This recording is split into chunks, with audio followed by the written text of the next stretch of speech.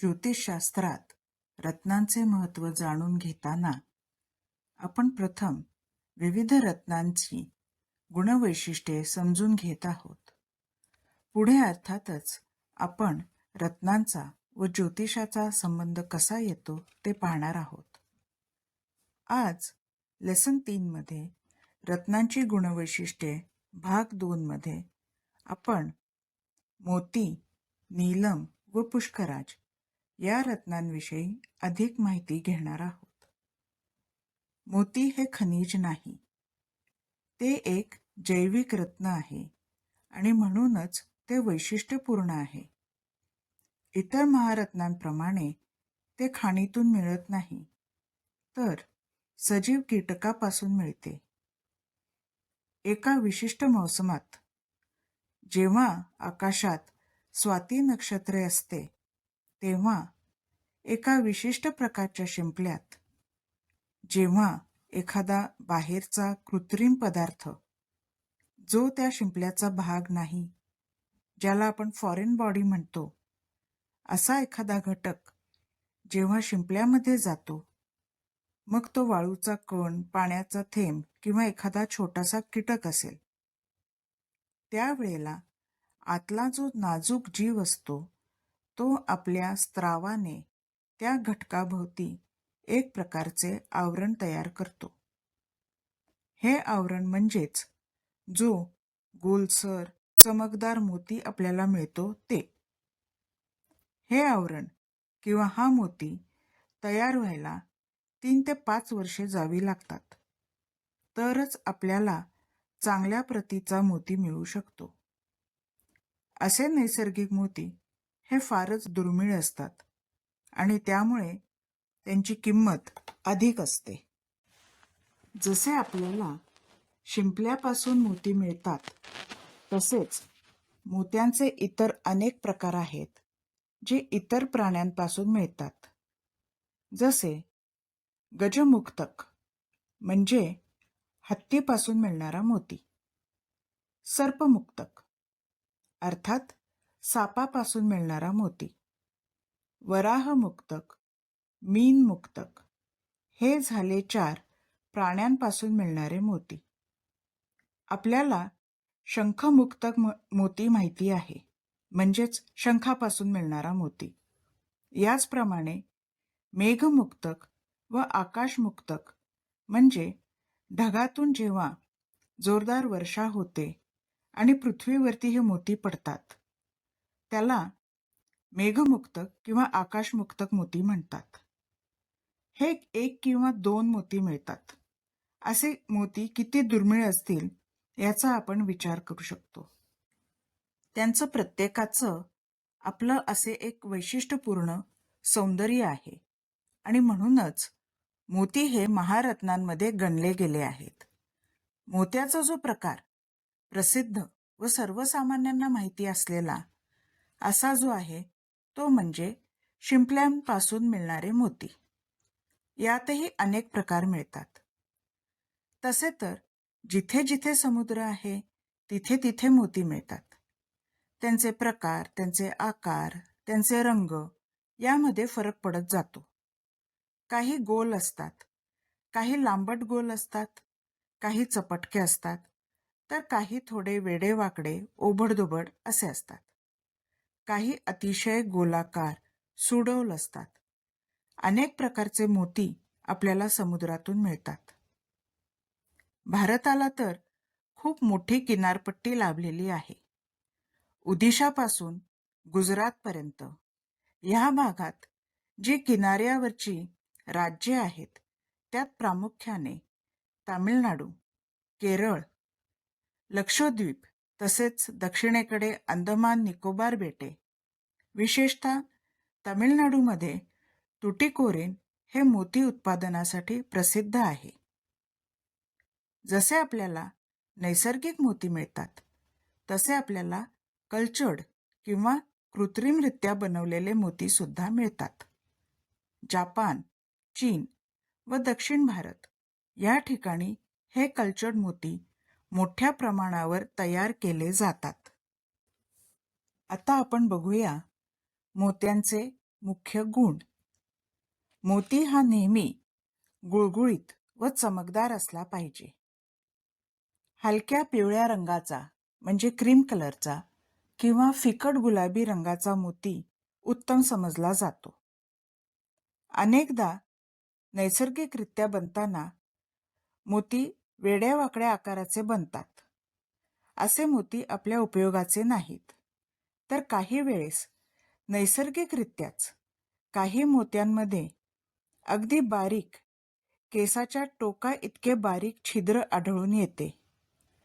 हे मोती दूषित नाहीत, कारण ते नैसर्गिकरित्या त्यांच्यात छिद्र पडलेले आहे. मोत्याचे परीक्षण कसे कराल? तर मोती तुटलेला नको, टवका उडालेला नको, मोत्यावरती रेषा नकोत. काही वेळेस मोत्यावर चारी बाजूनी गोलाकार अशी रेष आढळून येते. असा मोती दूषितच आहे. तसेच डाग असलेला किंवा आकाराने ओबडधोबड मोती दूषित असतो. ज्याची चकाकी कमी झालेली आहे, बोथट आहे किंवा कुठेतरी टोकदार किंवा चपटका झालेला मोती, तोही दूषितच. मोत्यावर लाल काळे डाग असू नयेत किंवा लाल काळ्या रंगाचे मोतीही घेऊ नयेत. मोत्याला हिंदीमध्ये मोतीच म्हणतात, तर इंग्रजीमध्ये पर्ल असे म्हणतात. ही होती मोती या महारत्नाविषयी माहिती. आता आपण पाहणार आहोत नीलम विषयी माहिती. नीलम या रत्नाला संस्कृतमध्ये नीलमणी, हिंदीमध्ये नीलम व इंग्रजीमध्ये ब्लू सफायर असे म्हणतात. ब्लू सफायर अशासाठी कारण सफायर हे रत्न विविध रंगात उपलब्ध असते. त्यातील निळ्या रंगाचे सफायर म्हणजे नीलम हे महत्त्वाचे. हे रत्न म्हणजे ब्लू सफायर आपल्याला जगात अनेक ठिकाणी उपलब्ध होते. श्रीलंका, म्यानमार, आफ्रिकेतील काही भाग, तसेच युनायटेड स्टेट्समधील काही भाग, थायलंड, तांझानिया, नायजेरिया, शिवाय कंबोडिया, अफगाणिस्तान, व्हिएतनाम या देशातूनही नीलम हे रत्न मिळते. भारतामध्ये काश्मीर हे एक मुख्य ठिकाण होते जिथे अतिशय उत्तम प्रकारचे नीलम रत्न उपलब्ध होत असे.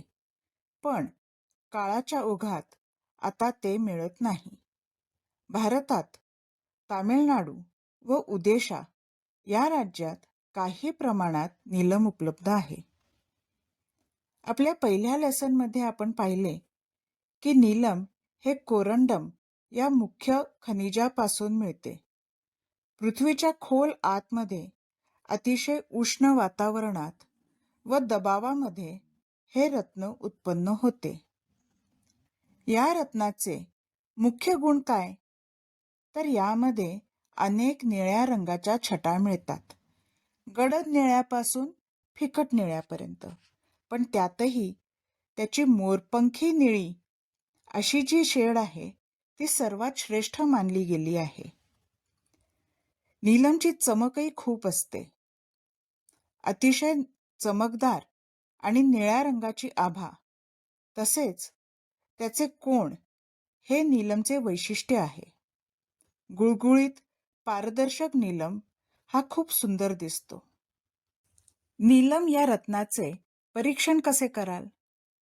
तर उन्हामध्ये हे रत्न धरले तर त्याची चमक खूप प्रखर जाणवते. तसेच ग्लासमध्ये पाणी घेऊन त्याच्यात जर नीलमचा खडा ठेवला तर अवतीभोवती निळी आभा पसरलेली दिसते. माणिकप्रमाणे नीलमचे रत्न जर दुधात ठेवले तर दुधाचा रंग निळसर झालेला दिसेल. या रत्नांचे दोष काय आहेत? तर नीलमवर पांढरी रेघ नसावी. त्याचा रंग दुधासारखा असू नये किंवा कुठलेही दोन रंग मिसळलेले असू नयेत. इतर रत्नांप्रमाणेच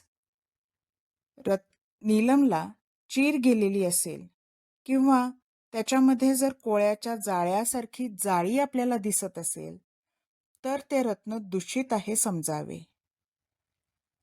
खड्डे पडलेले किंवा कोण बोथट झालेले असतील किंवा इव्हन चमकही जर कमी झाली असेल तर ते रत्न दूषित आहे असे समजावे व घेऊ नये.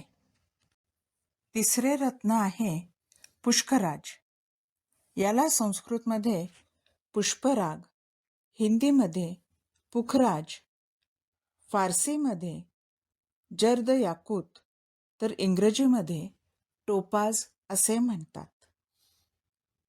ब्राझील, रशिया, मेक्सिको, आफ्रिकेमध्ये नायजेरिया, ऑस्ट्रेलिया, अमेरिका व एशियामधील काही भागात ही रत्ने मिळतात. जर्मनीमध्ये 18व्या शतकात हे रत्न उपलब्ध होते. तसेच प्राचीन ग्रीस व इजिप्त या भागातही टोपाज हे रत्न उपलब्ध होत होते. या नावाचे मूळ संस्कृत तपस म्हणजेच अग्नी किंवा अग्नीप्रमाणे यावरून टोपाज हे नाव पडले. भारतात ओडिशा या राज्यात टोपाज रत्न मिळते, पण त्याहीपेक्षा त्याचे उपरत्न सिट्रीन हे अधिक प्रमाणात उपलब्ध आहे. काय आहेत पुष्कराज या रत्नाची वैशिष्ट्ये? तर पुष्कराज हा अतिशय चमकदार, सोनेरी पिवळा, मधासारखा छटा असलेला उत्तम समजला जातो. पारदर्शी व उत्तम कोण हे पुष्कराज रत्नाची वैशिष्ट्ये. याचे परीक्षण कसे करायचे? तर पांढऱ्या कापडावर सूर्यकिरणांमध्ये जर हे रत्न ठेवले तर चहूबाजूला रत्नाची पिवळी आभा पसरलेली दिसते. एक उत्तम परीक्षा म्हणजे 24 तासासाठी जर हे रत्न दुधात ठेवले व नंतर काढले तर ते पहिल्या इतके चमकदार असायला हवे. त्याच्यामध्ये चिकटपणा यायला नको किंवा त्याची चमकही कमी पडलेली नसावी. पुष्कराजच्या मुख्य दोषांमध्ये चमक नसलेला, लाल, पांढरे किंवा काळे डाग असलेला, दोन रंगात असलेला खडा हा दूषित मानला आहे. या रत्नामध्ये जाळी नसावी किंवा इतर रत्नांप्रमाणे चिराही नसाव्यात. असे पुष्कराजचे रत्न दूषित मानले गेले आहे. आज आपण मोती व नीलम या दोन महारत्नांची माहिती पाहिली.